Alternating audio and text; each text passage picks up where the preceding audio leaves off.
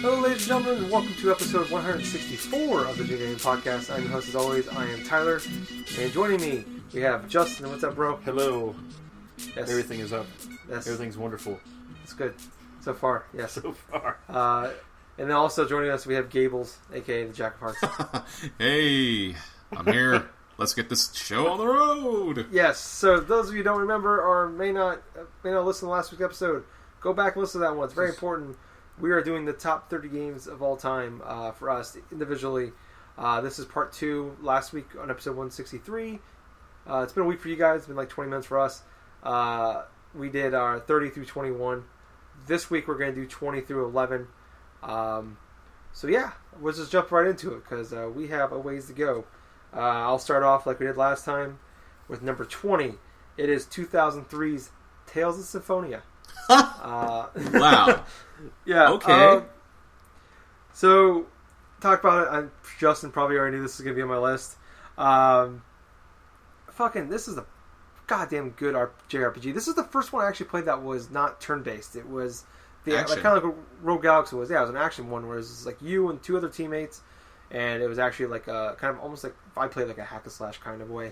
But it was just always moving, always going. It was so crazy. It was so tense that I haven't felt like really at that point in any other game. Where it's just like constant like healing on the fly, using your special attacks, all that stuff was crazy. And like the cooldowns on using items and special abilities. It made the game really cool, and it took me a long time to actually like get good at that game. I remember the first time I beat this game 3-4 times.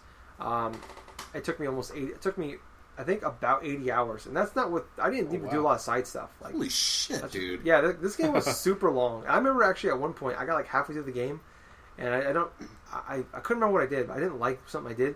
I was like 30 hours in. I just stopped, and I cleared it, and I started all over again. Oh my god! Yeah, and I beat this. And like I said, I beat this game multiple times. I would never do that now. Jesus Christ! Yeah, and I would never do that nowadays. Like there's games I'm like I beat the first 2 levels on. I'm like, I don't like what I did with my character. I should probably start. I'm like, nah, fuck that. I put 2 hours in this goddamn game. I'm gonna keep going. Yeah. So I wouldn't do that nowadays. Like a lot more to lose. Yeah. Time is more valuable now than it was when you're fucking 13, 14 years old. This game was fucking brilliant. The only downside was they finally made a sequel to it. The only Tales game they made a sequel to. They made it for the Wii, and it sucked balls. Oh wow. Yeah, it was very bad. When Nintendo Power gives an exclusive game a bad review, you know it's a bad goddamn game. Oh yeah. That is my number 20. Awesome. Moving on to Juzzy. My number 20 is, in my opinion, the greatest game in this franchise. Doom 64. Oh, what the fuck is wrong with you? This is awesome. It's like everything from the first one, but like in terms of moving and stuff like that, and the aiming. Just this one's so much cooler than me. It does not have the awesome middle music, but it has, which goes really well with the way the game looks and the lighting. It has a very dark, more ambient sounds. It looks better than of course, in the originals. It's actually an updated engine of the original too. Yeah, it's more 3D, and it's got puzzles in it. Kind of, it's got like really simple puzzles. Yeah, but they're pretty cool. There's a lot of cool stuff going on. Each level is longer than the first original 2 games' levels. Man, just the way I love the guns too the most in this game. Like they have some similar guns, but the way they look, the way they shoot, like the super shotgun is sick. The chainsaw is a double chainsaw. It looks crazy. when I started to think about that, I was like, actual application in real life, it doesn't really make sense. If you were trying to cut down a tree with it, because it doesn't make sense when you look at it. But it's just for killing things, though. It has UAC on it, so you know it's not made for cutting down trees. And it has a lot of the same enemies, but there's ones that they change up and introduce new things, like the imps. There's these ones like kind of like, I think, bluish and like see-through kind of, and they're harder, but they're cool. And there's like, of course, there's invisible creatures. I think that was in the original too as well. Yeah, it was. Don't remember. Was there invisible ones in that one? Okay. This game legitimately scares the shit out of me. Like those big, they have horns in their head. Some shoot green. I think some shoot red. Red ones are harder. And those things, when you first hear them cry out for you, like I can't do the voice, but it's fucking scary. Yeah. And I think someone said like as camels. A lot of the noises are from camels, like real life recordings with camels. Yeah, I remember reading about that. Yeah, and like this game is just awesome. It's my favorite Doom for sure. I love it. I actually played it a couple weeks ago. My brothers made a lot of fun. Real quick, I would recommend Giant Bomb. Brad Shoemaker did a recording. He actually recorded like a live thing a few years back of him going through that entire game. Oh wow! It's actually, I've seen bits and pieces of it. It's actually take a while. It's really fun to watch. That's cool. Yeah, I would check it out. It's a cool video. I think it's on YouTube somewhere. Oh yeah, and you get passwords. So a lot of games do that, but it's really cool. I remember you used to have a notebook or a piece of paper. I have another one already started. Oh, nice. I'm like on level 8 or 9. Nice, wow. But you your mom threw your passwords away, man. and you were so fucking pissed. Like, oh, dude, I've seen, was like my life force in the summertime. I've always seen Justin legitimately like really angry half dozen times in like the 20 plus years I've known him. This is one of them. Yeah, I forgot about that. I probably try to block it out. I'm not like that. It's like, where the fuck is it? I think you had like it in a shoebox with the games or something like that. And you must have left it out. She dug for it, like ripped it up. Yeah, or threw it away because that was trash. Yeah, it's not trash. It's my life. Anything with like letters and numbers, and there's 16 of them over and over again. That's probably not trash. But yeah, she just grabbing shit. But yeah, that was a clean freak. So. Doom 64, awesome game. All right, well, moving on to Jack Gables, number 20, bro. Banjo Kazooie. Ooh. Oh, I thought honestly this would be a top 5 or 10 game for you. Oh yeah, you would think that, right? But well, here's the thing, though. Banjo Kazooie. I remember playing this game back when I was renting like video games and stuff, and towards the late '90s. You know, it was just one of those games where Banjo-Kazooie just kind of caught me by surprise. I mean, hell, I played through Super Mario 64 a couple dozen times, you know. But Banjo-Kazooie, in my honest opinion, it just felt like the better version of Super Mario 64 because the level designs were better. You get to collect multiple, like, little jiggies and stuff through each world and stuff without having to go back into the overworld like how Super Mario 64 had that issue. But, oh man, the characters and stuff like that, the animals and like the various other shit that you get yourself into while playing through the game. I've completed this game twice in my lifetime, and I have to say I enjoyed every single time that I go back and play it. Like, you can go to Mumbo Jumbo's little skull hut or something like that, transform into a termite, and then climb a fucking mountain and like go forth and collect the little jigsaw piece up on the top. You know, you can go forth and turn into a pumpkin inside that Halloween-themed world and stuff, and like squeeze inside the freaking like water gutters and stuff like that to find a secret like hidden jigsaw piece like floating around somewhere. You can just break down windows and stuff like that. You can actually go forth in one of the fucking toilets inside that game and just get flushed down as a pumpkin and stuff like that. There's like just shit everywhere inside of a kid's game, you know? It's just funny. And obviously after Gruntilda's like, oh man, I can't believe you went down there. You know? And the whole thing about the Gruntilda the Witch, you know? It's just hilarious, the whole type of dialogue back and forth and stuff. She speaks in like rhymes and stuff, and she's awfully sarcastic too. But I have to admit, man, it's just the whole atmosphere of just playing Banjo-Kazooie from start to finish and stuff. you know what you're getting yourself into. The whole music and stuff like that by, I think it was like either David Wise or something like that. And I think it's Grant Kirkhope. It's the other one. It's Grant Kirkhope that composed that and stuff like that. And yep. It really fits the world of it. Whenever you go to, like, say, like a water world, it has that sort of, like, ambient sort of, like, Mexican, not Mexican, but, like, Jamaican, I don't know why the hell I thought Mexican. Jamaican theme, like, drum solos and stuff like that. Dun, dun, dun, dun, dun, dun, dun, dun, dun. You know, it just feels natural for each stage, you know, the music and everything. So, yeah, that's my number 20, Banjo Kazooie. Awesome. Very cool. Going on number 19 with me, 2004's WWE Day of Reckoning. Day of Reckoning? Day of the Reckoning. Day of Reckoning, Day of the... I don't remember if it's Day of the... or just of. So this is probably the last good wrestling game I think that they've made, that's been made. And there was a bad stretch in between, like, No Mercy and, like, when they try to adapt it and they try making it... they try to... a weird spot between, like, arcade and simulations, and they've kind of got more simulation nowadays. They try to make it more like a Madden than it would like an NFL Street or something would be. Yeah. But I remember this is like the first one that really had like an actual like whole long story, actual like story mode in it. And there was back when there was like there were split brands with Raw and SmackDown, and there was 2 stories. They're basically the same story, but they used different characters for whatever brand you went through, either Raw or SmackDown.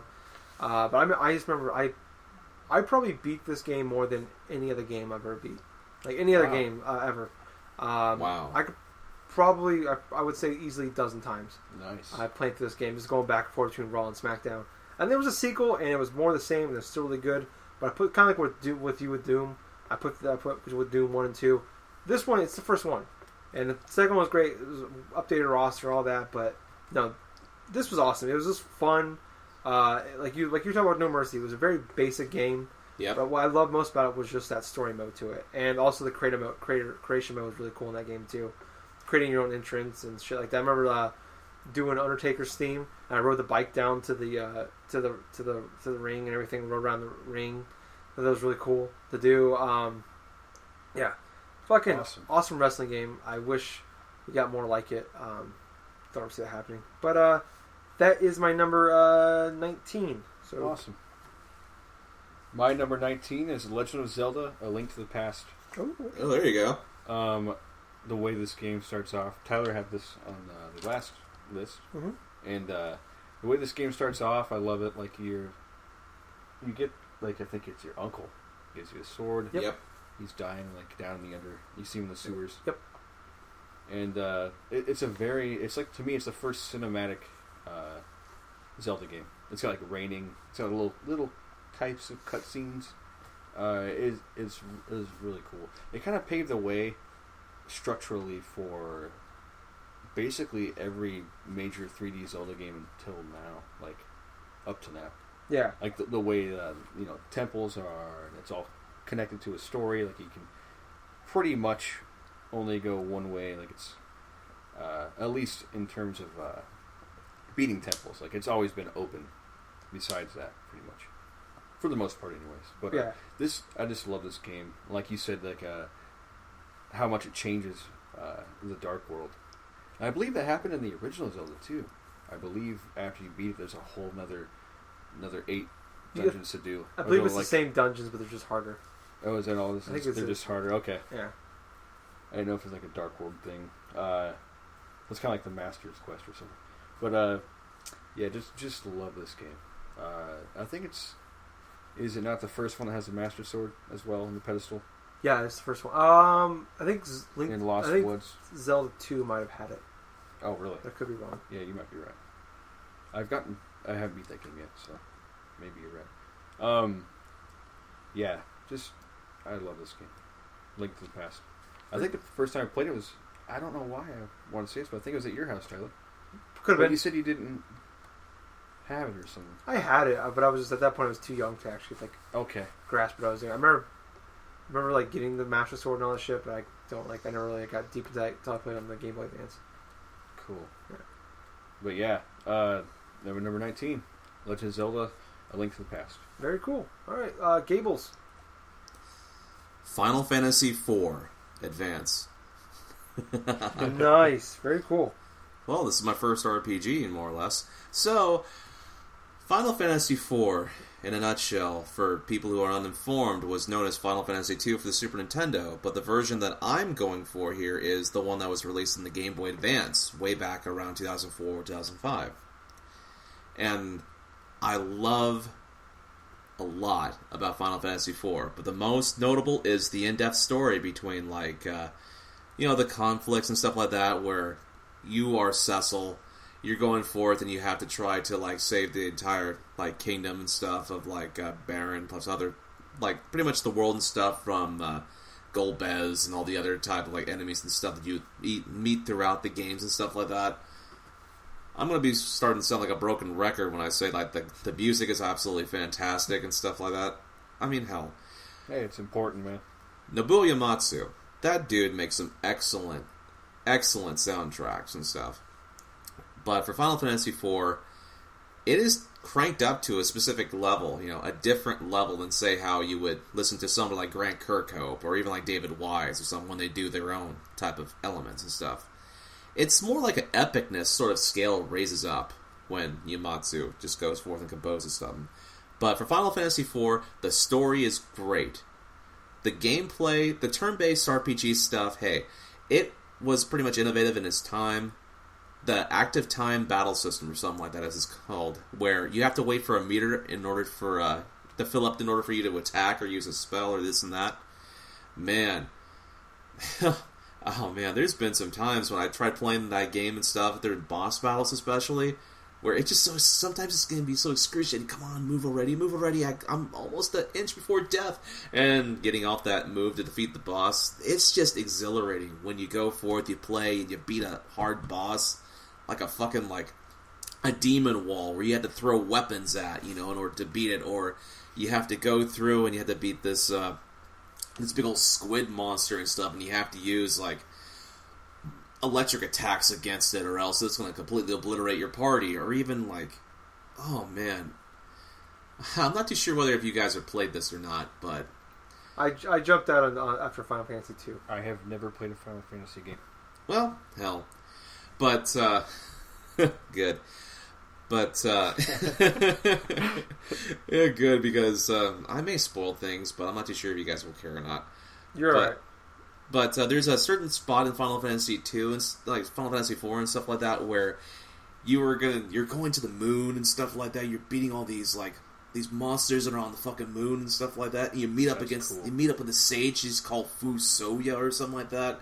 Where it's just this mage or something that you meet. It's just epically just throwing forth all these powerful spell attacks. He joins your party. He does this and that.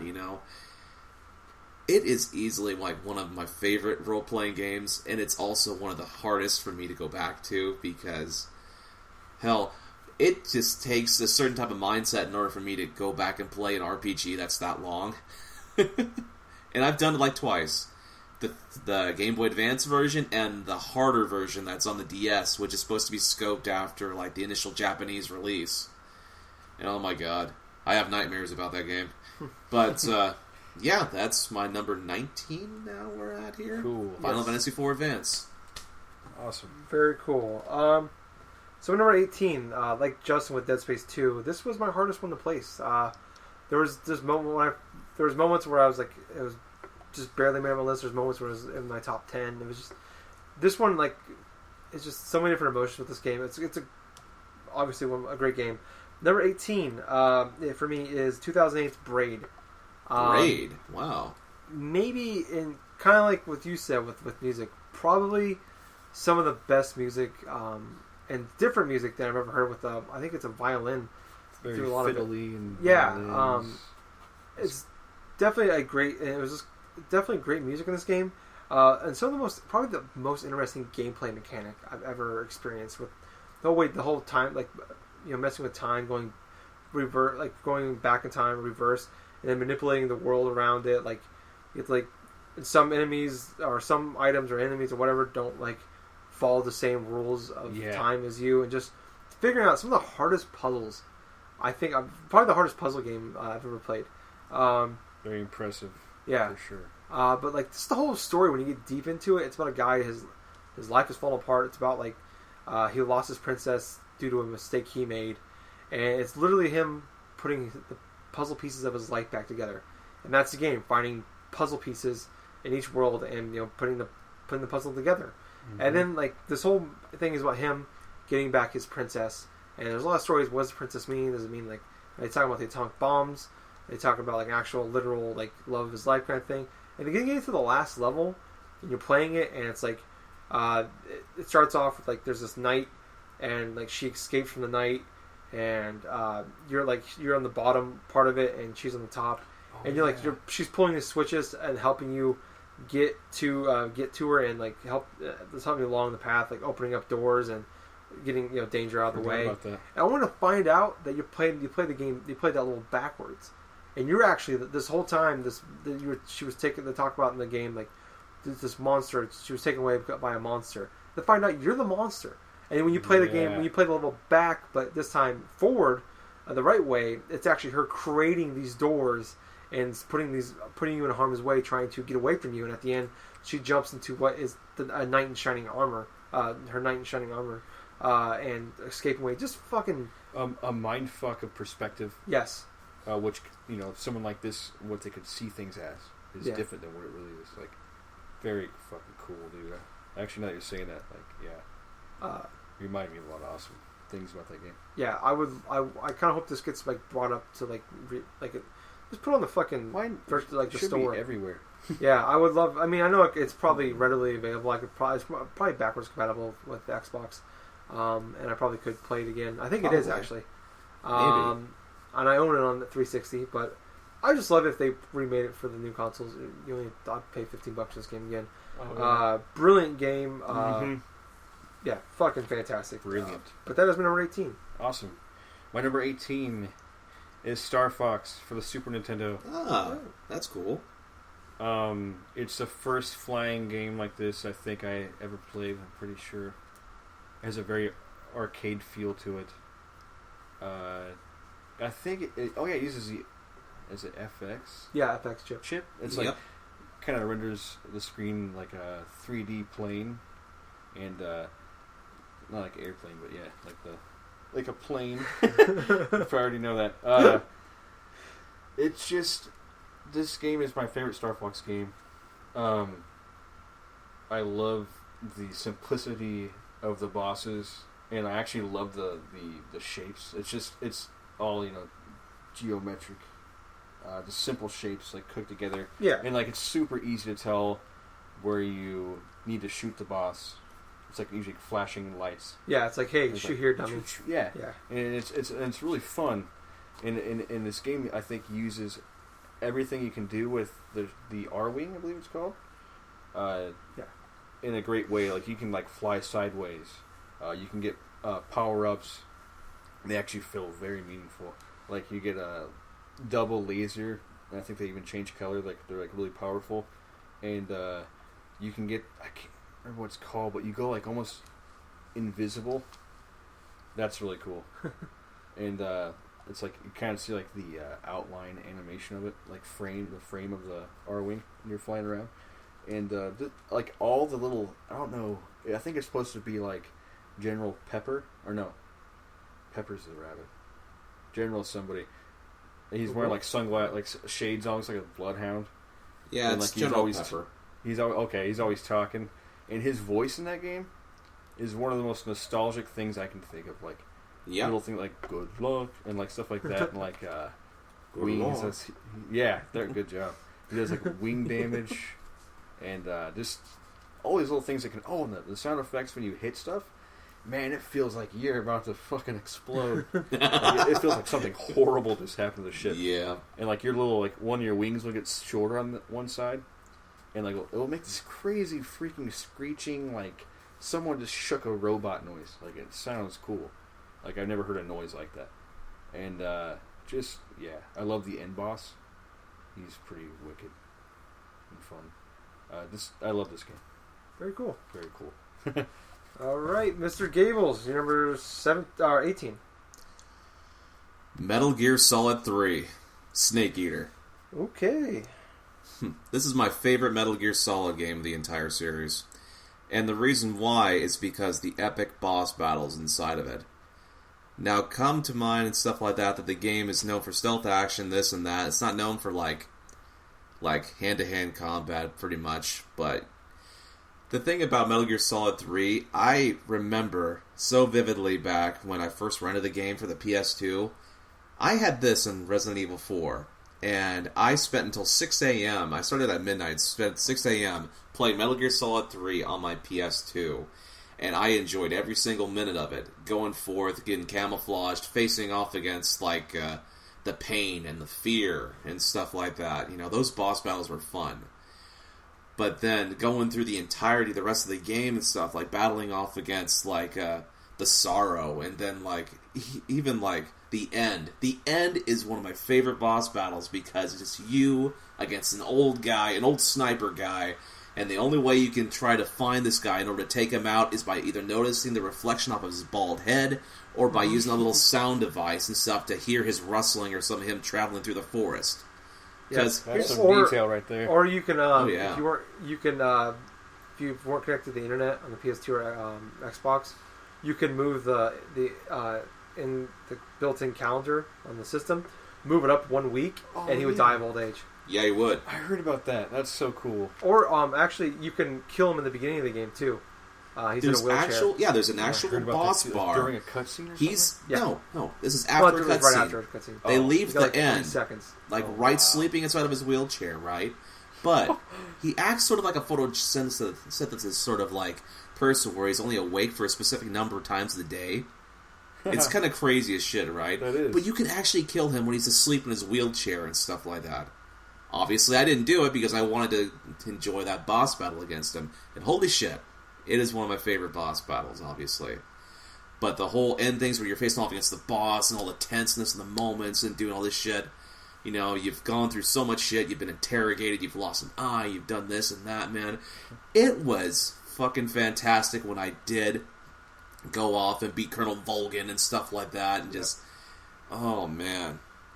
Yeah, that's my number 18 right there, man. That's definitely one series I wish I would have played on when they were coming out. Dude, you definitely would have enjoyed them. I love the fifth one. So. Yeah. Obviously my favorite franchise, so. Yeah, I guess what's up to me? It's on me now. Number 17. So, my number 17, I think this is actually my first game from that, I guess Braid was, but like last generation of games. First one to talk about. Definitely a full-fledged game. It is the original BioShock. Okay. This is one of the... I said the whole story when I got like my Xbox 360 and stuff. This game came out shortly after this, and this was like the legit first great game of that generation, I think. And just like the art, like probably at that point in time, the best looking game I've ever seen. And I think it's still, even a few years after that, one of the best looking games of that generation. Maybe even one of the best in the whole generation. But I just remember like playing this game, like finding the little sisters, and this is crazy fucking. I'm exploring more about the world. Probably one of the coolest environments ever in a game. I would say I feel comfortable saying that. Just being in this underground or underwater world, and like just finding out what the fuck happened to all these people, why they went crazy. The fights with the big daddies, like walking to a room and seeing them walking around, and you're like, oh fuck! And you leave the room, you're getting all prepared, like you're setting traps, you're getting prepared, and you're just like, all right, like it felt like it was a big, it had a big fight feel, going in there, and just like, I think there's like 10 in the game, but every single fight felt different, and every time you beat them, you felt really good. And then like trying to decide if you wanted to like kill the little sister and like take all her abilities, or like save her and just take a little bit. It was always fun to do, and just the multiple endings. And then the obvious. Oh, sorry. Bless you. You're right. But then like the whole the plot twist, like the would you kindly and all that. That was fucking cool. I can't wait. I'm getting the collection in a couple months. And I'm really excited to play through those games again, especially the second one. Cause I don't know. Yeah, man. I'm interested to see what about that one. That's the only one I've played, and I love that game. Yeah. The second one. Yeah. No, that's number 17 for me. Great game. Awesome. Oh, number 17 for me is Resident Evil 4. Oh, okay. When this game came out on the GameCube, I was so into this game. I remember a lot of people being into this game. Like, even if you weren't a Resident Evil fan. Oh yeah. Like, it was a first third-person over-the-shoulder shooting game I ever played. Crouching behind stuff. Like, just this game, like, in all, like, the way it started, like, Leon Kennedy is in the car at the first, like, cutscene thing where they're driving, you know, and that is my personal favorite character from Resident Evil. He's from the second one, and he's finally back, and it just, oh man, everything about this game I absolutely loved, and I went back and played it, I think 3 or 4 years ago, and I still thought it was a fantastic game. I played it on the Wii with the Wii. You can point around and stuff and shoot. I actually really enjoyed that. Just the way, like, it kind of adapted to being something different than the first three. I'd say first 3 or 4. Instead of, like, you know, the camera angled controls and the pre-rendered, like, backgrounds, like really detailed looking backgrounds. There's all, you know, you can turn around in any direction. 3-dimensional, of course. I'm trying to think of, like, there's things that had chapters, I think, didn't it? This game. Yeah. I don't think the other ones ever had chapters. Like, at that point, this was the first one I think that had chapters. Yeah, like actual chapters anyway. So besides, like, oh, it's time to change the disc. Because at the end, like, you would show you like your accuracy and give you score and stuff. Yeah. That was really interesting new thing with it. There's a lot of stuff going, a lot of new enemies. Well, hell, the main enemies were different. Los Plagos, I think it's called. I don't know. Like, there's so many things I could talk about, like why I love this game, but it is my number 17, Resident Evil 4. Very cool. Gables, 17. Castlevania: Aria of Sorrow. What's that? Is that the DS game? No, actually, it's the Game Boy Advance game. Oh, okay. It's the best one of the trilogy of Castlevania games on the Game Boy Advance, and for good reason too. Think about it. I think I've explained this gameplay like before on this podcast. I'm not sure, but it's basically the elements inside Castlevania: Aria of Sorrow is you're collecting demon souls and gaining new abilities as you're progressing through the castle. So it's structured like, say, Symphony of the Night, but in its own twisted gimmick and stuff like that, if you defeat certain monsters, you can earn their souls, and you can actually use them in terms of, like, using them against, like, bosses and all the other stuff. So say if you destroy a bat, you gain the soul of a bat, which allows you to, like, do a specific ability. Or if you, like, beat one of the bosses, which is like a headhunter and stuff, you can actually gain certain stat increases and stuff like that by equipping a soul onto, like, one of 3 slots that you have. The game was really in-depth and stuff like that, and really addicting too. I got so engrossed inside this game, it was literally the first game, Game Boy Advance-wise, where I played through it, I think about, 4 or 5 different times in the span of a year, because I was really hooked inside the element of, okay, I want to collect the souls, I want to restart from scratch and stuff, because it had a Game Plus, which I kept all the souls, and I kept my levels and stuff like that, and I went through, I maxed out my character and stuff, and I can remember a lot of the bosses like yesterday, you know, like the first boss you face is like a creaking skull, which is a gigantic half of a skeleton, where it's just going to be clubbing you and stuff, and you had to go forth and not only dodge the club, but somehow try to beat it and all this other stuff. And for a game that was structured on the Game Boy Advance, the pixel art was fantastic. It looks very vivid. It's actually available on the Wii U's Virtual Console as well, because, hell, this game needs to be played. It's one of the most underrated in terms of, like, Game Boy Advance games, in my honest opinion. And, that's my number 17 right there, Castlevania: Awesome. Aria of Sorrow. Very nice. Moving on to number 16. My number 16 is the original Dead Space 1 from 2008. I thought about, because Dead Space 2. I had that argument I had, and we talked about this in our chat over the last few weeks when we were discussing putting our list together about like a lot of individual battles you're having with these games. Mm-hmm. And I had a long one with 1 and 2, with Dead Space 1 and 2, and I put 1 on here, not 2. A big reason why is the last section of Dead Space 2 I didn't like, where you're constantly fighting that like the last couple hours thing. Yeah, he keeps regenerating and he follows you the last couple hours, and then I just didn't like the last battle. I thought the last boss fight was kind of meh. The last boss fight on Dead Space 1's pretty bad too. There really wasn't one. No, Dead Space 1 I think a lot of it has to do, like we said earlier, with Doom and what I said earlier about BioShock, was that it was, you can argue that Dead Space 2 was better than the first one, but this was the first one, and it was at a time where like I don't really feel like a lot of games surprise me anymore, as far as like I didn't see that coming or whatever. This is one of the biggest surprises. Like, I didn't know anything about this game. Mm-hmm. Like, this is an EA game. Like, it just kind of came out, and I remember going up to we had a movie store a few blocks from me, and I remember going there and I just remember seeing it, and I'm like, oh, this looks kind of cool. I was just kind of looking at the cover and the back of it and reading about it. I'm like, all right, cool. And read it, and fucking this game was the whole like dismemberment shit, like shooting the limbs off. Oh yeah. Just the whole strategy of like fighting. Every enemy was different. Like just I love the saw blade weapon. Yeah. You can change the angle of it and everything. I remember actually going through. I think I beat this game a second time, and I only used the main weapon and just made that one as powerful as I could. Yep. Shooter, you can go. Yeah, you can vertical, just shoot vertical. horizontal. Yep. And just trying to beat that with doing it that way. I did the same thing with the third one, where I took the original weapon you start off with and just made that super powerful. Yeah, the first one is fantastic. There's no doubt about that. Yeah, fucking brilliant game. The end where like you find out like the girlfriend attacks you at the end. Oh yeah, and she was dead the entire time. Spoiler. That was 2. Was that 2? That was 2. Okay. Yeah. That was cringeworthy. Yeah.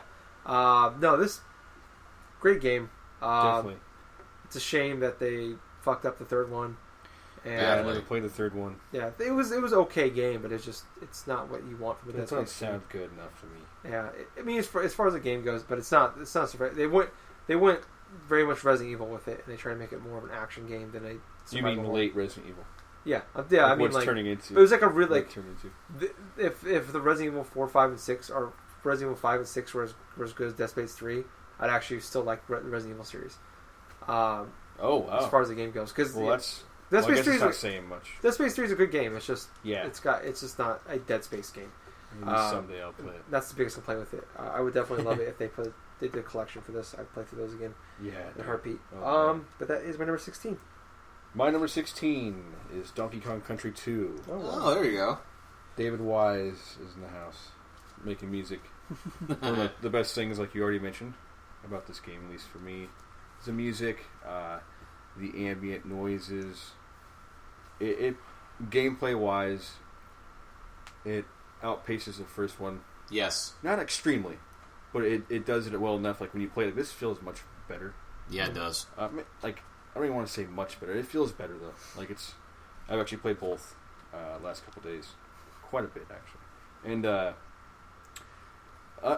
you said this game was bright and cheery. I always thought this game was parts, yeah, certain parts for sure. I always thought it had kind of a dark undertone to it. Especially like certain places you go to. Yeah. It's actually like nothing in this world is your friend. No. Except for like Funky Kong, of course. And but like everything. But I do get what you're saying. Like the crocodiles aren't like really scary. They're kind of going back and forth, and the noise you jump on, like you're talking about. So I guess more besides of what your characters and the enemies is darker to me. Like the backgrounds and like these places here, like maybe not dark, naturally dark. Not like, oh man, this place is haunted or something. But just like, just natural. I don't know.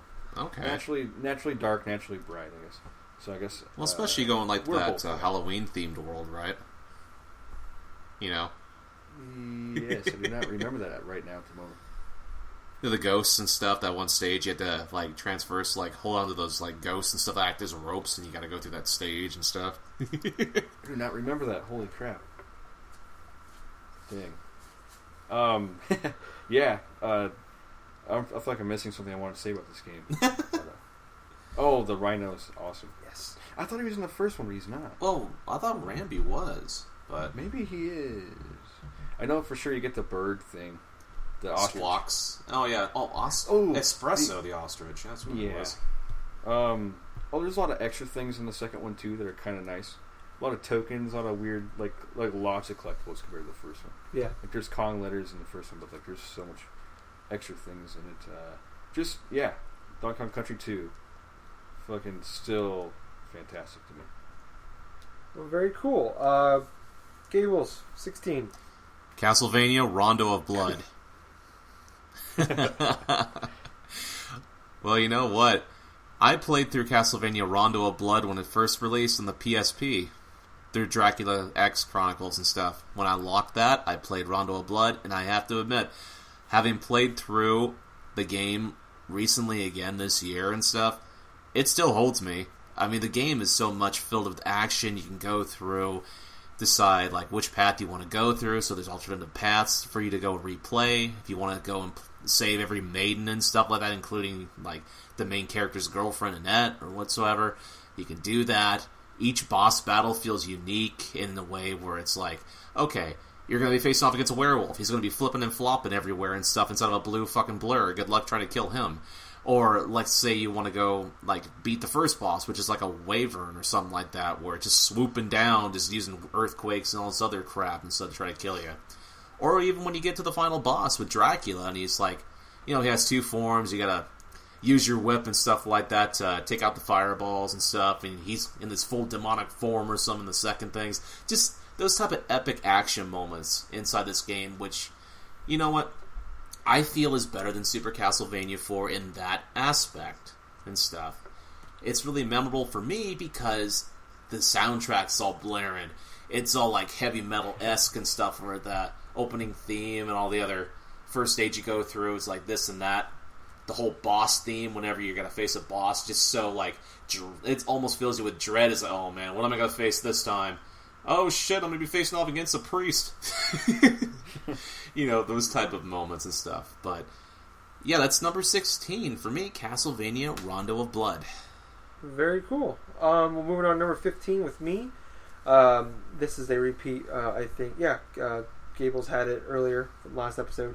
Number 2002's Zelda Wind Waker. Hey. So I think this game probably holds up, as far as Zelda game goes, probably the one that holds up the best. A lot of it has to do with the art style. I love that art style. I wish we got that a little more often. They did it with Phantom Hourglass. I didn't like that one as much. A lot more had to do with the touch screen than anything. But great music, probably maybe the best music in the series. And I talked about like I think the Link to the Past had the overall best boss battles. This one had my favorite though of any Zelda game with Ganon at the end. Oh gosh, that was an awesome boss and the lead battle. up to that boss. Oh hell yeah, the whole last section, dude. Oh yeah, the last stretch. Remember that last moment and stuff like that where you've delivered the final coup de grace to like freaking Ganon. So emotional, man. Dude, that was so fucking dark for that type of a game. Especially with the art style, it felt so kiddie. But then like fucking does like this weird like flip and then stabs him in the back of the head. Yeah, it's fucking. I love all the facial animations. Yes, like when you first played. Oh yeah. Sorry, this is your thing. You're right. The first moment I saw that game at Walmart, in a little thing up on the screen, little demo, I was so impressed. Like I couldn't believe it. Like when I see Link's eyes move around, like this game is awesome. You can see like his shield's kind of flat and stuff. Yeah, that's enough of me. Yeah. No, I think it's great. I love like the actual like it showed emotions finally in that series, and just. Yeah, I love the boat. I love the whole just sailing the seas. Oh, yeah. It was a lot of fun. I think Gabe talked about already, but the whole getting the shards was awful. The Triforce pieces, so yeah. The Triforce pieces, yeah. And then obviously it was so bad that they took it out of the Wii U remake. They understood they shortened it quite a bit. Yeah, but no, this is a fucking brilliant game. I remember actually this game came out and Justin had it pre-ordered. This is the first Zelda game that I was like. Readily waiting for this game to come out. Yeah. It got like delayed, I think. Yeah, it's a Nintendo game. They always get delayed. Yep. Especially Zelda. Yeah. Oh, no still waiting on Breath of the Wild. Like 3 years now. But I remember the day it came out though. You completely forgot it came out, and like I'm like, what the fuck are you doing, man? Probably playing Master's Quest. Probably, yeah, because you got that for pre-order in the game. You got Master's Quest. Oh, I was like, what are you doing? Like, when are we coming to? You're like, oh shit! And remember you ran inside and you went and got your mom. Like, Mom, Zelda's out. And you just like left. Oh, it came out like right on my birthday too. I remember that. It's March. Yep. Late March. I think it was your birthday present. Yeah. God. But yeah, I thought that was funny. Like, you completely forgot about it. Yeah. You just like 2 minutes later you're gone. No, I remember actually borrowing from you. Did you? Yeah, that's how I played through it. But that game was great. I love that, especially the bird. And then like the reveal. I remember actually seeing that with the strategy guide and watching you play the game all the way through, and then like me borrowing it and playing it through as well. And just that's like the reveal when you find out that was it Teria or whatever is actually Tetra, yes. Is actually Princess Zelda. I always kind of thought she was. It was so cool when you realized, because she always had these weird little looks she gave you. Yeah. It's like, oh, that's fucking Zelda. That was cool. It's like the new chic of these Zelda games. Oh yeah, that's very true. Yeah. They brought the same type of philosophy with that too. Yep. Yeah. So, number 15 is Wind Waker. Very awesome. Oh, number 15 for me, Super Mario World for Super Nintendo. Okay. There's a lot of supers going on around here. Super hot. I've never. This is a confession. I've never beaten this game completely. I probably have beaten the end boss because my brother got there or something. Like I think I beat Bowser. Really? But I always we talked about it, I think last. Yeah, before we recorded last week. We talked about before we recorded. I always get to the not Lost Woods. It's like Forest of Illusions. Yeah. Forest of Illusions. Thank you. I always get there almost to the end. There's this one level, and you got to find a secret route, and I can never find the key to get to the secret route. And I can just look it up. I just never have figured out on my own. So I don't want to look it up yet. So I might have to go back and try it again. This game really it just. It added quite a bit actually. The slopes for one thing, the slants really change up how you think about Mario games. I thought. I think it's the first one that have slopes, so you can slide down. Yeah, that's for sure. I don't think it was in the third one, but I could be wrong on that. And of course, probably my favorite thing introduced to this game, besides the cave, the flying cave, is Yoshi. No, Yoshi was in other games before this one, I think. But this Yoshi being a rideable character, and still it felt like Mario. Even though there's different things that come into controlling you, being on top of Yoshi, differences of you jump on people's heads, they kind of explode and make that little noise. It feels different than if you jump on your head with Mario, on their head with Mario, not your head, and just the cool places and the worlds in this game are, I think, fantastic. The ones that always stick out to me, it's kind of, I think, later on, it's kind of cavey levels. There's you can see the rock coming down, it kind of sparkles a little bit, and it's got really cool music. I can't think of I almost want to say Cookie Land or something, but I don't think it's what it is. Donut Land. Chocolate Land or Donut Land, maybe. And probably Donut Land. It's really cool. I love this game. I used to watch my brother play it all the time too, so that helps. Very nostalgic. I still think it's a great game. That's it. Super Mario World. All right. Gables, number 15. The Legend of Zelda: Majora's Mask. Oh wow. Okay. Majora's Mask, man. When that game came out and stuff like that, I was still in the middle of playing Ocarina of Time, but when it came out, I wanted to go to the store and I wanted to get the game and stuff like that because it was another Zelda game. I was actually looking forward to this game really much too because I was having such a fun time playing Ocarina of Time and doing this and that. And when I started playing Majora's Mask, I couldn't quite get it the first time because I kept getting lost to that. My parents finally got me a guide because, I kept complaining about it. And so when I finally got around and I played through the entirety of this game, I was impressed. Not only because of the scale of like the game in of itself, but because of a lot of the different types of level designs throughout the dungeons and stuff. There was like only 4 dungeons, 4 dungeons at all inside that game. Then you travel to the moon, and then depending upon how many masks and stuff you gave those kids of the moon and stuff like that wearing the masks of like all these bosses and this and that and stuff, I can say my first playthrough of Majora's Mask, and which has been the only playthrough I've done of this game, I had every single mask. I got every single mask and stuff, including that stupid couple's mask, which spent the whole duration of the game in order for you to try to get that one mask. Oh, yeah. It's like the Grand Papa. Oh, yeah. And the payoff after you get it is just incredible, because you get the Fierce Deity mask, which transforms you into like a super adult Link version of yourself. And when you're facing off against Majora's Mask and stuff for the final boss, going through all his incarnations and going through his wrath and all this other stuff, man, that boss is fucking disturbing, but you are like a fucking monster when you're taking out that shit one at a time and just eliminating him from like not even like a couple minutes flat, It literally would take you like a minute or two just to beat each of his forms and stuff like that before you just eventually were to beat him. So you're looking at a final boss battle with the Fierce Deity's mask, which probably would last you like less than 5 minutes if you knew what you're doing, if you knew what you were doing and stuff. But oh my gosh, such dark undertones. It was just really dark and really serious, which kind of made things more like awesome, in my opinion. Which I kind of remember more so for that reason, because it delved into like certain issues of like say loss, like certain sorrowful things that would happen to the people. Like, oh man, there's just so many great moments inside Majora's Mask.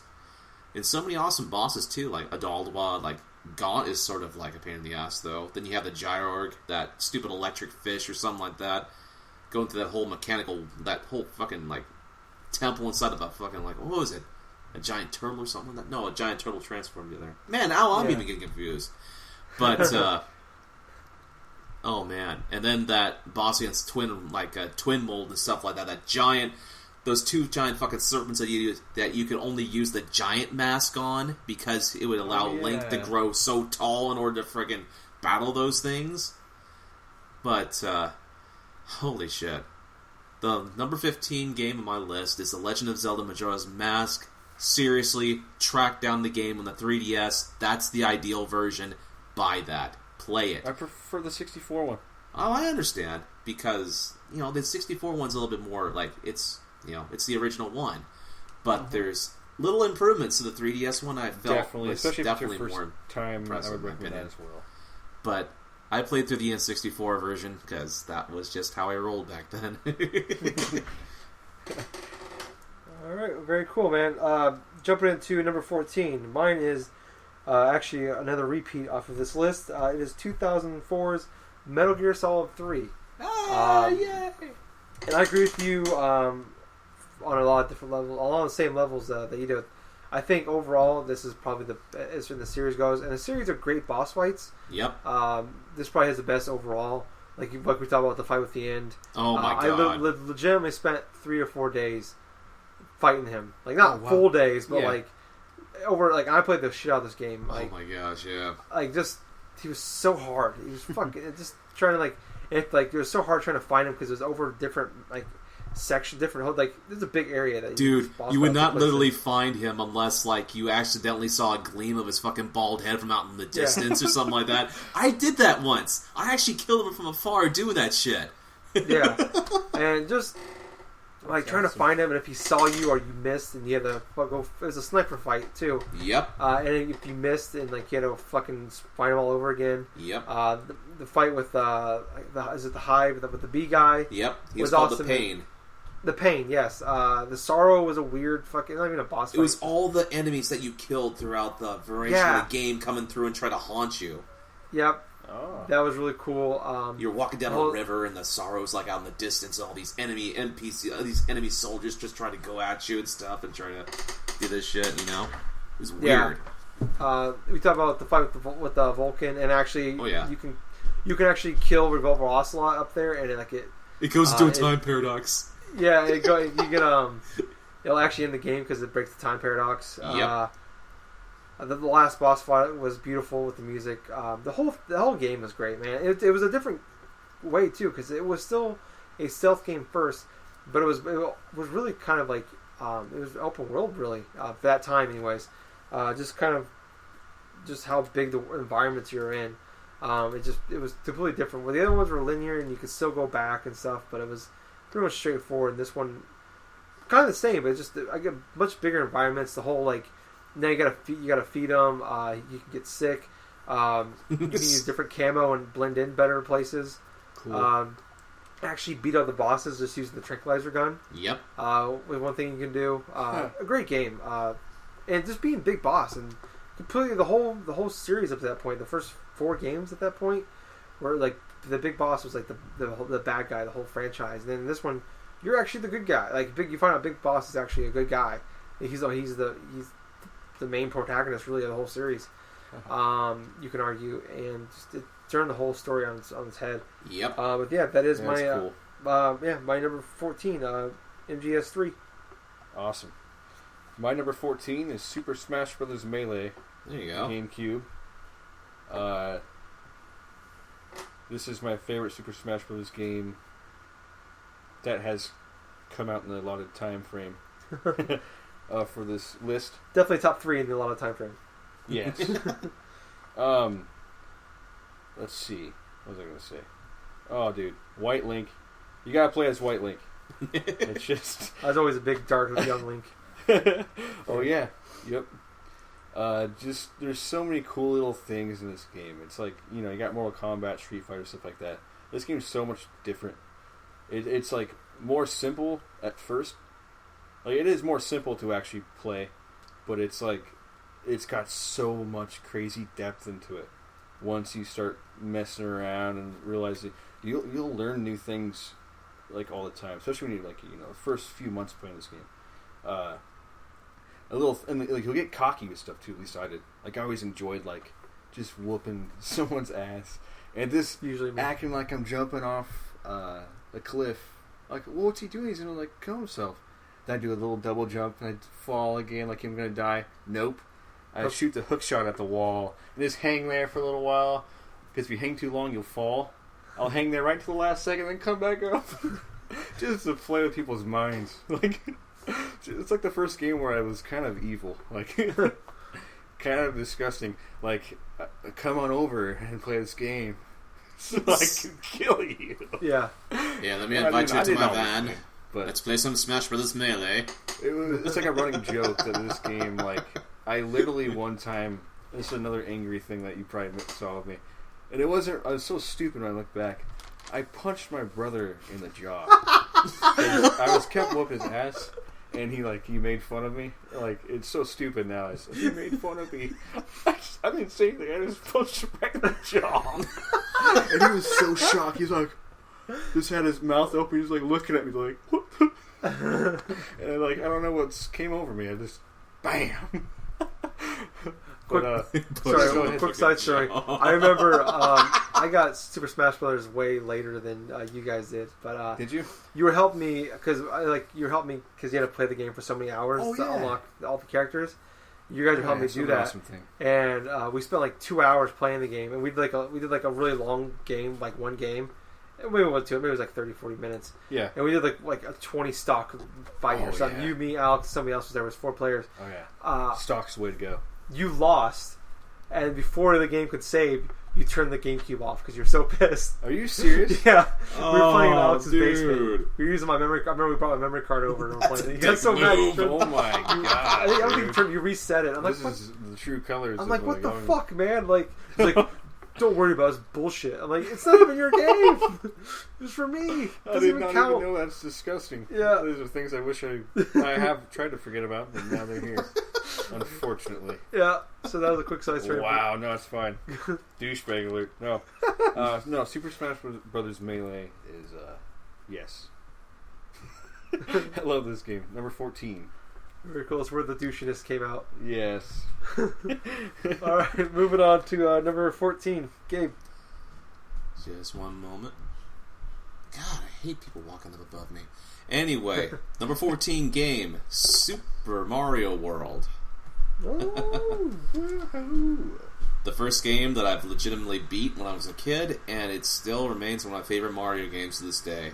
I love going through it from time to time, like going through the different secrets, going through the different worlds and stuff like that, going to Star Road, unlocking the challenges and stuff, going through the, like levels like Tubular or whatever the fuck they're called. Dude, It was just one of those. It was just one of those games, man, where I played it on repeat on the Super Nintendo because it was just a great Mario game, you know. But I know we spoke a little bit of Super Mario World earlier with Justin's comments and stuff like that. So you know what? That's my number 14 game, Super Mario World. All right. Hells yeah. Very cool. I've had a lot of the same games as you guys, and I feel comfortable saying this one's not in either one of you guys' list. It is 2011's Catherine. This actually is on my Game of the Generations as well. So I'm not a big anime guy. I never have. I've watched a few, tried to get into them. Just can't do it. But this, I don't know what it was about this game. So it's, I guess I explain it. It's fucking weird to explain. But basically, this is this guy. He's in this really deep, they've been together, this girl named Catherine with the C. They've been together for years and years, and he's just kind of like, he loves her, but he doesn't like. It's like a weird where he doesn't appreciate her kind of thing. They've just been together for so long, and then he meets he goes to the bar every night with his friends, and it's just kind of he's just in this weird funk, and he just wakes up one night with this other girl named Catherine, but with a K, and it's just like, but she's a gorgeous girl. And every night he has these dreams, and this is where the gameplay. It's a lot of cutscenes and stuff. There's like gameplay stuff with the bar. We're just talking to other people, and a lot of weird stuff's going on. These guys keep dying, like young guys that just die in their sleep. And every night you go through a level, and it's just like you're climbing up this world, and it's a puzzle where shit's falling down. You gotta move puzzles, and like the world behind you is like the falling off. And there's different boss fights, and it's actually every night is because basically every night for 7 or 8 days you wake up next to this Catherine, the K girl, and like the story that in between is you trying to hide it from your girlfriend, hide it with your friends, and all this weird shit's happening throughout the game too, and like every level is actually you having sex with her, and it's just like there's weird things going on. There's there's a weird fetus one, I think, too, and you can actually hear moans in one. It's a weird ass game. And at the end of when you get to the top of each, like you're climbing up this thing, you get to the top, you find these sheep, and it's actually other guys at the bar you're talking to. And it's them, and you're talking to them about like their life and shit. And it's just a whole like backstory. Like if you want to get deep into like their story of it, it's really is crazy, and it asks you all these like crazy questions when you go in like this confession box almost, and this guy asks you a question. And like you ask, I think you ask like 3 every night. And it's a fucking crazy ass game. I've never played another game like this before. Psychological horror. Yeah, it's a weird psychological game. It's a fun game, and I love the story behind it. Sounds interesting. And it's all anime, and it's crazy. I love this game. I've considered going on the PlayStation Now and renting it a few times. A lot of symbolism. Yeah, it's a fun game on its core, but it's a very deep game at the same time. It's a fucking great game. And the more drunk you get, I think the harder it gets. Like you can actually drink as many drinks as you want. I think the more you drink, the harder like the levels get. Oh no. Too. So the more drunk you are, it's crazy. Spoiler alert: at the end, you find out she's a succubus. Catherine with a K is. Of course. That's how it always happens. Yes, and she was actually sucking the life force out of all these men. She was sleeping with basically. Literally. What it was is that Catherine with the K, it would be the embodiment of what you thought a perfect woman was. Sucking the life force. Yeah. Makes sense. That's what so that's basically the whole story, and it was all about him like gaining more appreciation for his girlfriend and finding it almost kind of brought them together closer. It's a weird fucking game, man. Yeah. I don't know if I recommend this for everybody to play, but I just because based off the game itself, but I would say check it out on YouTube. It's fucking crazy. And it's a totally different game from what I usually into. But that's my number 13. Awesome.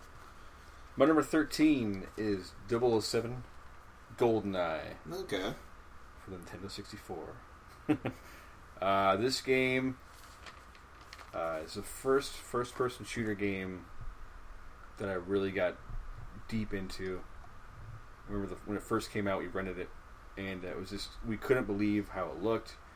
We couldn't believe it was for me at the time. It was a very mature game. Like the second level, you start off like in a stall. It's also kind of funny too. Like there's a guy peeing. Yep. You can shoot him in the head, like shoot off his hat. Yep. I think maybe you can do both, or you have to.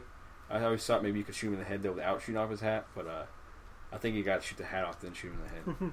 But it's on the facility. That's the second level there. Or you can shoot him in the ass with the same effect. Yeah. They always hold their crotch if you shoot them. It's pretty funny. They're just it's definitely my favorite 007 game. Like that's no contest, I guess, for me though. It's like there's more to this game than just like everyone always talks about. Like I love the multiplayer. Like that is kind of what drew groups of people to play it. You know, 3 to 4 people can play this game. And it was like, to me, it was revolutionary. I never played a game like that. It was very fun. You know, outside of the main campaign, it was something you could do for hours and hours. And it was cool because everyone's like right there. At least that's how it was then, anyways. And like, there's actually like the music in this game is like it's probably pulled straight out of that movie, but it's fantastic, and they use it very well with like the scenery. Like my favorite level, and I can still hear it in my head, like actually probably every level, but like the snow one in particular. You start off and you get like this big. It looks like a super soaker. It's like a big weird round like elongated tank on the top. It's actually a sniper rifle. Very strange. I'm thinking now it's actually a scope, but it doesn't look like one. And that game, just like you feel so alone out there. It's kind of a cool way to experience, like at least especially at the time, like this feels like live in Russia or like Siberian tundra. You know, there's like little cabins with smoke coming out of there. There's like a few soldiers. This big, huge like towers, like array towers they called them, and just like the feeling I felt of like just wandering around there, it felt like real to me. Like it's like, oh man, this is nuts. And like if you fucked up, there's people coming after you. You don't shoot that guy in the head quietly because you get like a silencer and stuff in the game. It's just like awesome. But a lot of cool. Every level has like missions. You know, I'm sure most people listening have played this game. But yeah, it's my number 007 GoldenEye for the N64 is number 13. All right, very cool. Gables, number 13. Fallout 3. For Fallout 3, it was kind of a no-brainer for me. I mean, I bought the Game of the Year edition on the PS3. I mean, sure, there were some graphical hitches here and there. I mean, come on, Bethesda and the PS3 don't mix too well. It's like oil and water. But it's like elephant and pig DNA. They just don't splice. But for Fallout 3, man, I had a hell of a time going through and not only playing through the missions and stuff like that, but discovering the little tidbits, Easter eggs that were hidden inside the world of like the wastelands and stuff. I mean, when you escape the freaking vault for the first time and you see this expansive post-apocalyptic world, man, that was so incredible. Just going forth, you're going to Megaton, you're doing missions for Moira and stuff like that, and going to, you're just going through buying these specific weapons and stuff. You could actually go forth and, like, create your own, like, launcher or something like that, where you could just take items like cans and, like, teddy bears and all this other shit and just launch them at people and, like, oh, man. And then face off against the super mutants, man. Those super mutants were hard as shit. They're assholes. Man, but I can tell you, man, I still have my guide for Fallout 3 to sit on my bookshelf right now, and it's got everything from all the freaking DLCs to, like, the main mission for Fallout 3, and, man, I just loved the whole story, like, to and from, like, the beginning to end and stuff with Fallout 3, then, like, going through the final portions, it's like, you have to sacrifice yourself in order to try to, in order to like to save people from like this whole like nuclear thing, I think, going up or something like that. That's what I'm thinking. That's what I remember anyway. But yeah, I always love going through like with Fallout 3, going through the different custom go through a lot of the different builds and stuff like that. I'd always go for like Operation Anchorage first and stuff, do the power armor first, and then use that for almost the duration of my playthrough. Then go and just have the small arms and stuff like the laser stuff and all this and all that. But yeah, that's my number 13, Fallout 3. All right, very cool, man. Jumping on to my number 12. It is 2007's the original Mass Effect. So back in this time, actually, like 2007 for me, like I was working at a game store and I was constantly getting new games. I rarely finished video games. Like I didn't even beat BioShock when I played it. At that time, like I was getting like a new game like almost every day when I leave work. I'd have another game, and I'd play them for a couple hours, put them down, or sell them, whatever. And I just never finished them. I went back later on and beat these games, but this is one of the few games in that time frame that I finished. I remember going through it. I was enthralled by this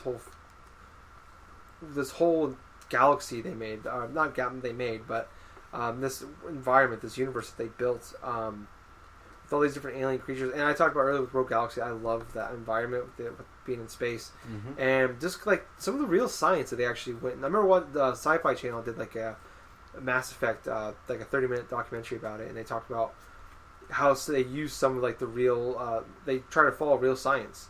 The whole like they can't go faster than the speed of light, and how they use the mass relays in that game for things. But probably, it's probably as far as a singular story goes in the Mass Effect trilogy, the best, easily the best boss, like main villain of better than the Reapers and everything, was the Saren, the original boss from that game. I kind of wish they wouldn't have killed him. You wouldn't have killed him in the first one. Spoiler alert. He's kind of like Darth Maul of the prequels, right? Like he's a badass villain, and I wish he was around more than he was. Yeah. It made sense in the story that they were telling, but I wish he was around more. But like just all the side stories, and that was like the first game I played where it was like, you pick the dialogue options and just kind of choose your own adventure kind of way, and like deciding who lives between Caden and Ashley. Oh, that was an easy one for me. But anyway, fuck Caden. Yeah, that guy sucked. Always Ashley away. Plus, you get to sleep with her, so that was nice. But yeah, it's a great game. I love like the RPG elements of it. It was a good balance of a shooter game with RPG elements and using your powers, and like it was always cool getting like I think it was warp or something like that, where you can, like take an enemy and you can like throw him up in the air and he's just kind of hovering in the air. You just pick him off. That game's brilliant, man. Yeah, it's still fucking good. One of the few games in that time frame I went back. I think I beat that game 3-4 times. Wow. And I don't beat a lot of games multiple times, and especially more than 2 times. So yeah, number 12 for me, Mass Effect 1. Number 12 for me is my favorite spin-off title in this particular universe. It is Luigi's Mansion. Oh, okay. Okay. Possibly one of my favorites for sure launch titles ever for a system. The first moment I saw this game, I couldn't believe how graphically beautiful it looked. The cutscene where like Luigi's opening the front door to the mansion, is just awesome. The shining doorknob, it looks so awesome. Yeah. I played this game for the next few days after I got it with the GameCube that Christmas. So awesome. And was just, God, this game is so awesome to me. Of course, they made the sequel for the 3DS. I like this one so much better because not only is the first one, but it's the way that the ghosts are. There are ghosts in this game that are unique.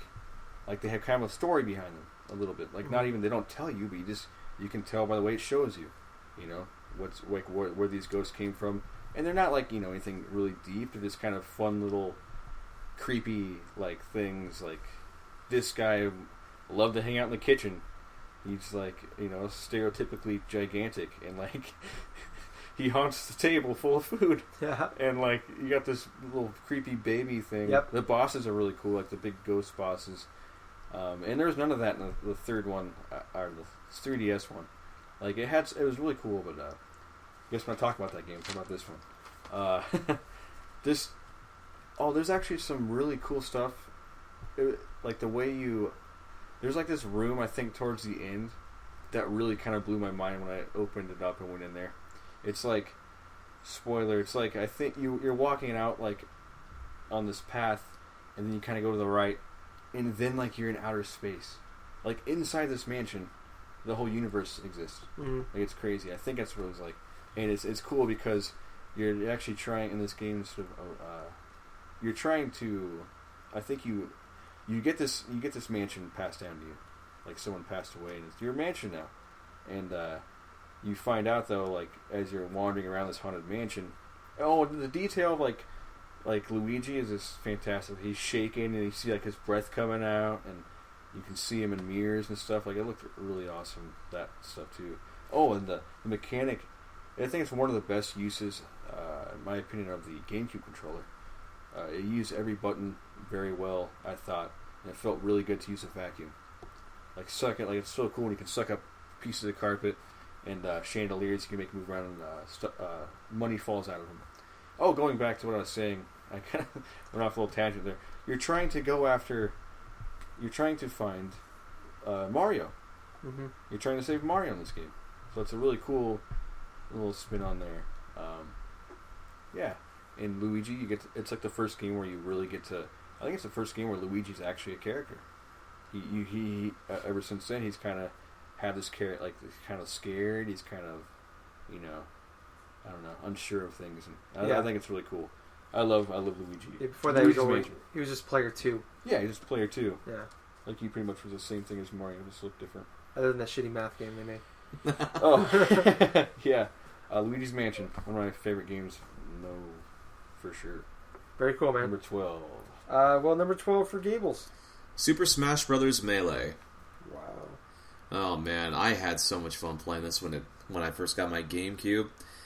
My gosh, unlocking all the different trophies, like getting like all the different characters and stuff like that. And I did this mostly myself because I didn't have friends to play it with in high school because, well, hell, it wasn't really the popular thing to do. But at the same time and stuff, I played so many hours of Super Smash Bros. Melee. I got like over 260-something trophies.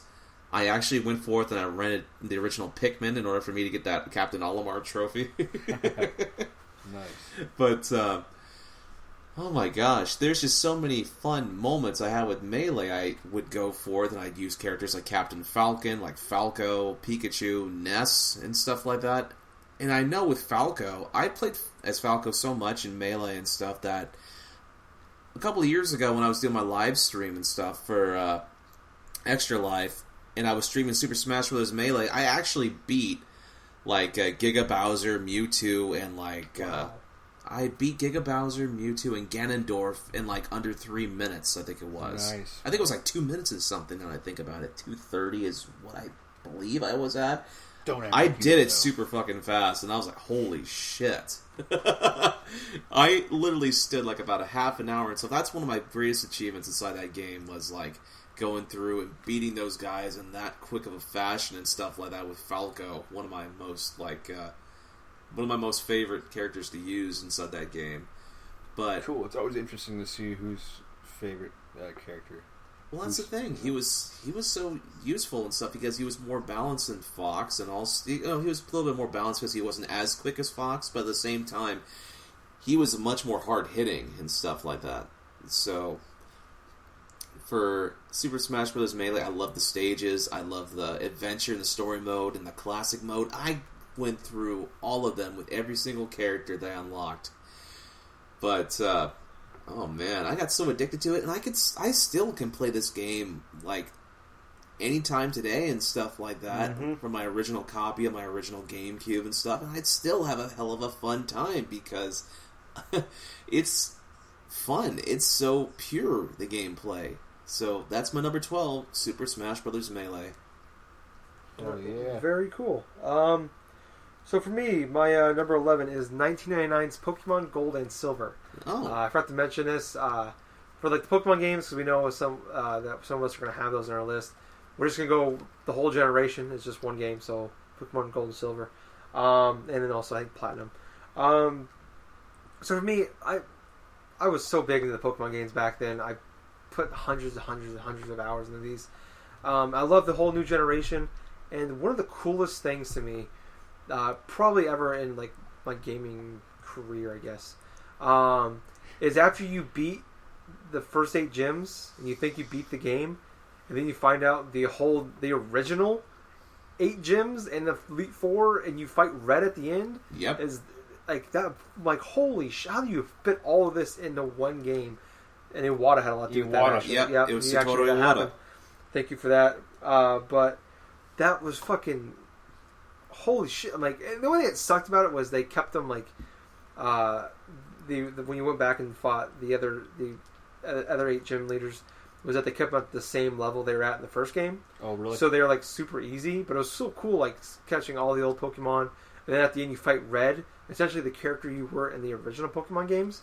At the end, that was fucking awesome. Cool. I don't really know much more I'd say about Pokemon games, but it's fucking cool. I fucking love that game.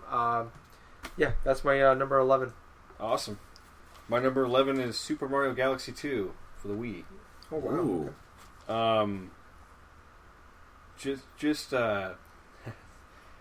It's oh man, I'm trying to think of a way to explain this game because I have a lot of sequels on my list here.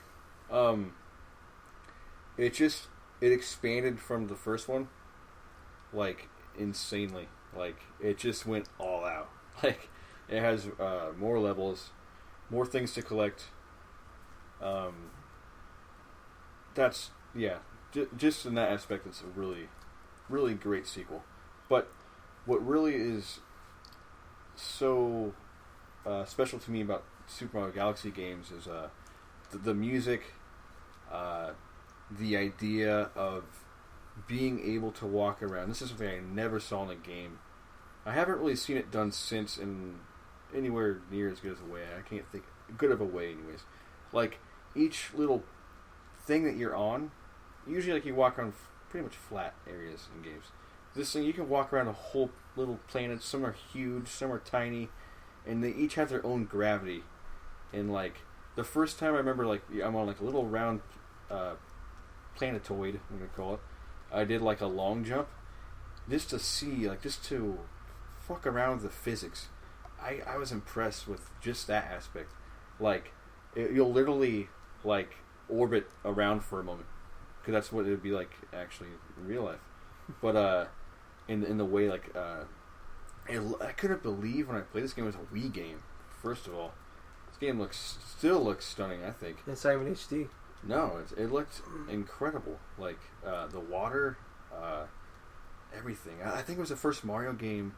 Well, I think the original Galaxy was the first one to have this, but it had a live, like, orchestrated composition to it. Like, the music in it, it used to be all, like, done, I think, on, like, keyboards and stuff like that. But this is the first time they actually had a huge orchestra make the music, and you fucking felt it. There's points in this game where, like, with what you're doing, and the music, how it builds up with you, and there's just moments where the music is like, damn, that's fucking sick. Like, it feels so good to be Mario right now. Like, every little fucking thing. There's so much stuff in this game. Like, the power-ups are insane. I think there's one where you can drill through, like, anything almost. Like, might be certain things, but, like, you can drill all the way through, like, a little planetoid and pop out to the other side. And the bosses, they're simple, but very fun and awesome. And I would love to get like a crazy remastered version of this game along with the first one. But definitely one of my favorite 3D Mario games for sure. All right, number 11. Oh, sorry. No, you're fine. Very cool, man. Moving on to number 11 for Gables. Super Metroid. Super Metroid, man. It's one of those, well, you know what? Super Metroid is a game that I absolutely love because of the whole exploration aspect of it. You go through on the planet Zebus, you go with your weapons and stuff and explore little crevices of the planet to try to figure out where the hell all the space pirates are coming from and stuff. You're trying to search for that Metroid that got stolen from that space station that you conveniently, left there and not even, disappear for, a couple of minutes before a distress signal hits. But, I absolutely love the weapons. I love the boss fights. I love the whole survival horror type of feel that you have from this game, because in an essence it really reminds me of the the movie Aliens and stuff in a way, which, hey, the game is largely inspired by that series. The whole series of Metroid is kind of inspired by, the movie Aliens. Definitely. But for Super Metroid and stuff, the moment I can remember a couple moments which really stick out to me very clear. The first time that you face off against that boss Dragon. Dragon is like a boss where it's you go to the center of the stage and all of a sudden something just swoops out from the top left corner and tries to attack you, with the boss music just starts flaring out. You're like, what the fuck was that? And then you have to try to beat it and stuff like that, and all the little babies or something try to mourn or something like that, try to take their mother away because of all that other shit. But it's just all that tense moments and stuff when you're facing off against the Dragon, against Ridley, against Kraid, and Kraid is almost the size of a fucking skyscraper, and you have to try to beat him down to the ground. Then going across and beating Mother Brain, and then all of a sudden realizing there's two forms of fucking Mother Brain. You have to then not only try to beat her, but the baby Metroid that sacrifices itself so you can have unlimited godlike abilities in order to destroy Mother Brain once and for all. It's just all these epic moments inside this game, along with the survival horror type tenseness that you get throughout this journey from beginning to end. And it's just one of the most memorable games I've ever played through on the Super Nintendo. And that's the thing. I didn't play it through when it came on the Wii or the Wii U. I played it before those games were re-released digitally. And back 10 years ago, actually, in 2006, right after I graduated high school, I found a copy for $20 used. I bought it, I played through it, and oh my god, I still remember it from this day. So that's my number 11, Super Metroid. Alright, very cool. Very awesome game. Yeah. I think real quick, before we wrap up the show, we want to go ahead and do our honorable mentions. Okay. Alright. Sounds good. Alright, I'll start off. For me, I really made a top 40 list. So I'll go ahead and I'll put them in order from which I have them. Okay. Number 40 for me, Streets of Rage 2. I remember one day I stayed home sick from school, and I beat this game 11 times in one sitting. Oh my god. Yeah. I really like that game. Number 39, Bully. My favorite Rockstar game. The only Rockstar game I've ever actually beaten. Just a fun game. It's just fun and goofy. Just going around this small area. Was a very small map even for its time. Very small. Just going around throwing stink bombs at people and fucking. Yeah, it's just a dumb, giving people noogies and wedgies and shit. It's a great game, a fun game. I would love it if they actually made a sequel to that more than Grand Theft Auto 6 or Red Dead Redemption. Number 38, Call of Duty Black Ops, actually. A lot of this has to do with it's the one that I could pretty much play that game every night with people and for all night, every night, if I wanted to. For a long time there, I had a lot of fun with that game. One of the few shooter games where I actually knew the maps and could tell you we're going here, and I knew exactly where that area was.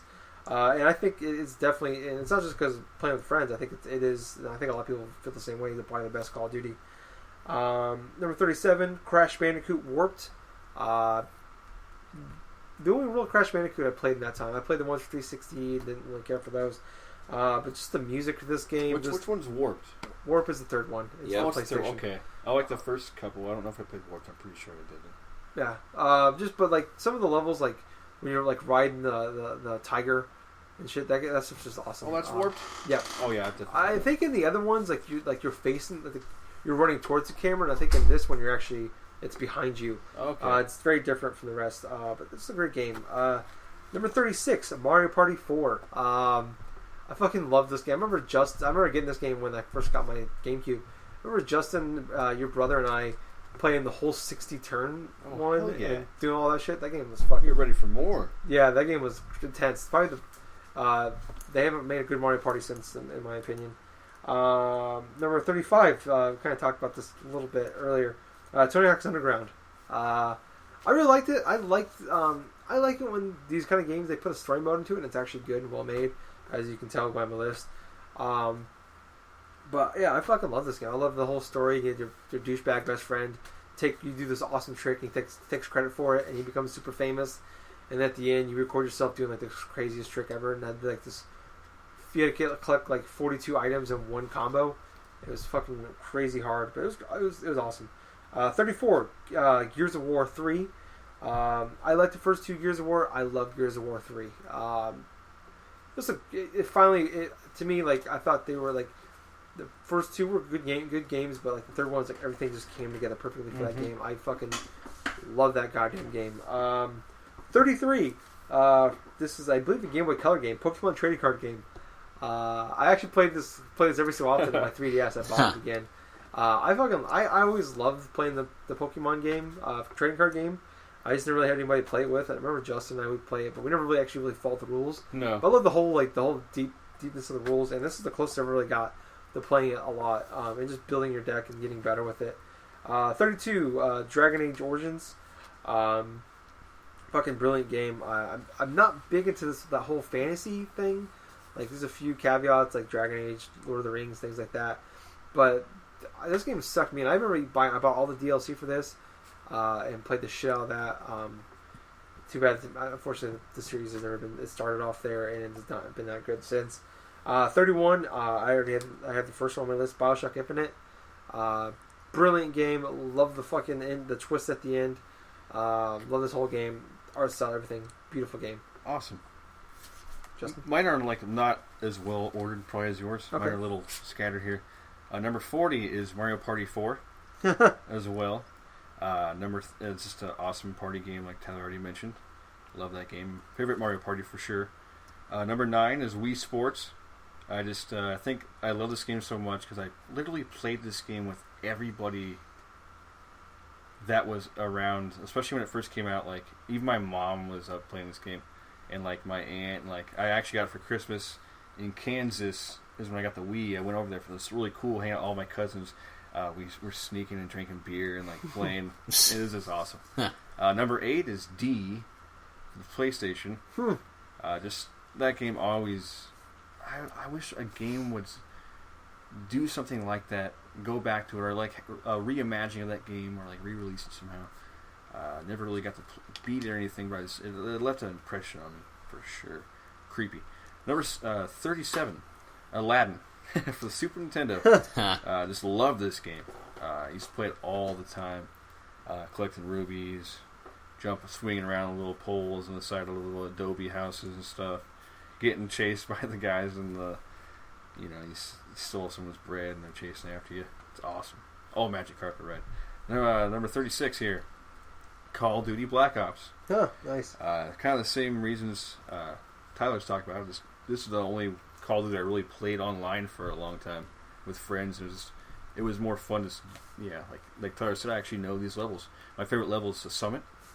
Yes. Which is just fucking awesome, that level. Yes. The snow level. I love snow levels. Number 35, Lion King for the Super Nintendo. I like this more than Aladdin. It is also a Disney game, of course. This game is fucking fantastic. You laugh. This game is awesome. Have you played this game? I played the shit about the Game Boy version, which is different. But yeah. Yeah, I have that one too. Definitely not as good in my opinion. No. I love Lion King. Like the sound effects. Oh man, it's so cool. It gets pretty hard at some points.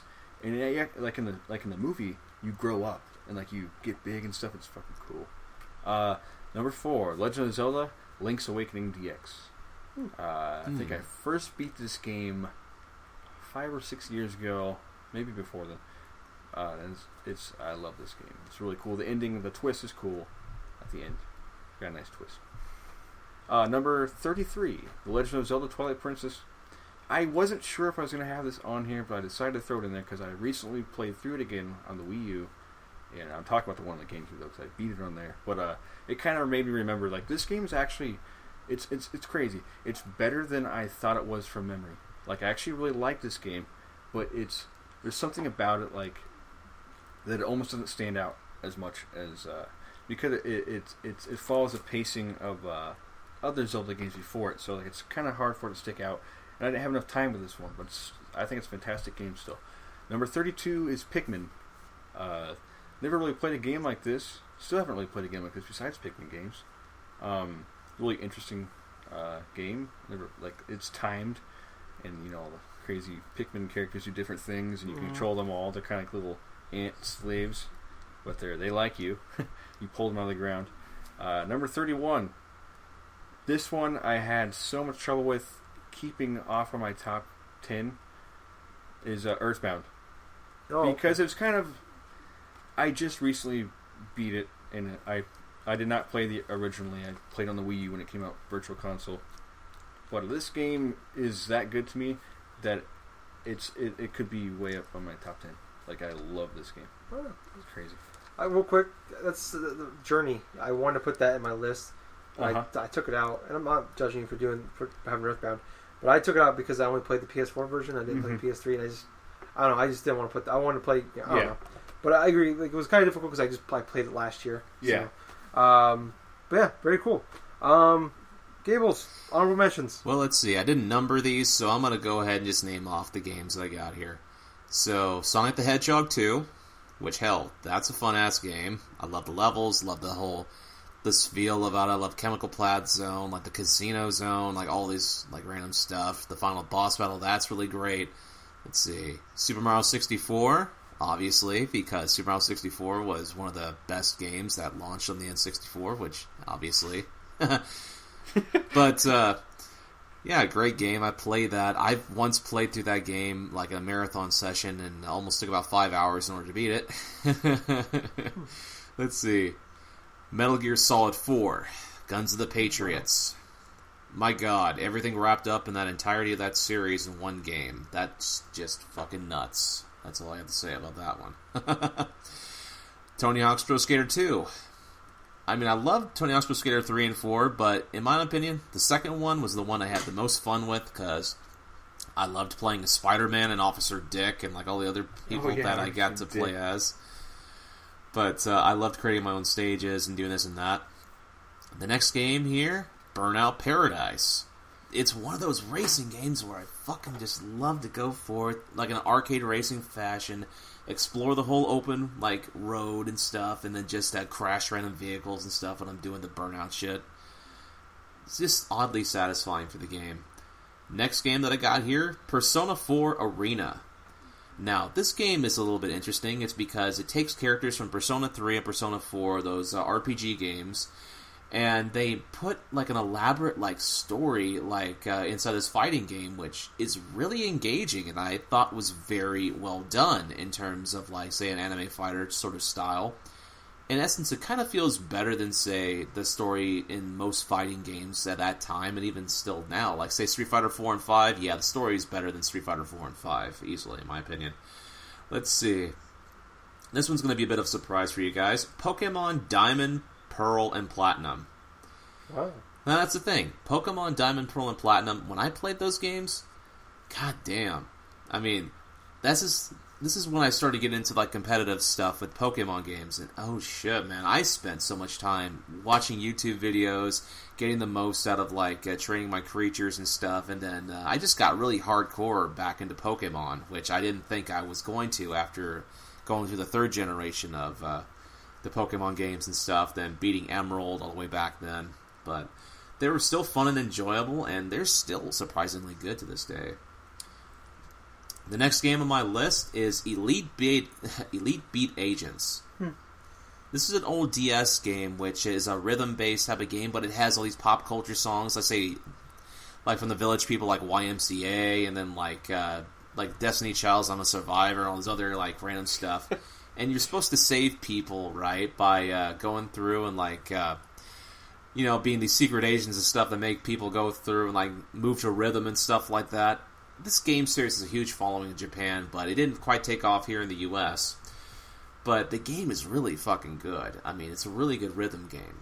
Really good, like, crazy-ass scenarios and stuff. I've seriously considered about putting it inside my top 30, but I've played so many games that it would have been lost in the shuffle. My next one here is WarioWare Inc. Mega Micro Games. It's the Game Boy Advance equivalent to what you guys played on the DS. So, nice. Many times I've played this game on road trips and stuff like that, and school trips. I had my Game Boy Advance SP with me on a bus ride. Yeah, oh man, just playing little random bits of like WarioWare.